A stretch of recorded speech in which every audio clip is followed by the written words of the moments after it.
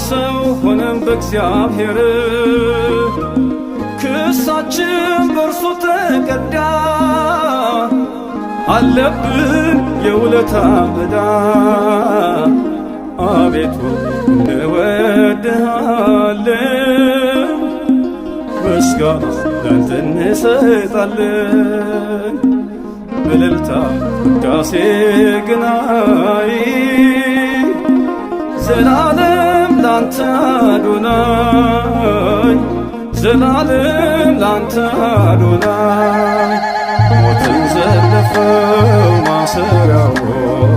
ቆረጠ ማነው በፍቅሩ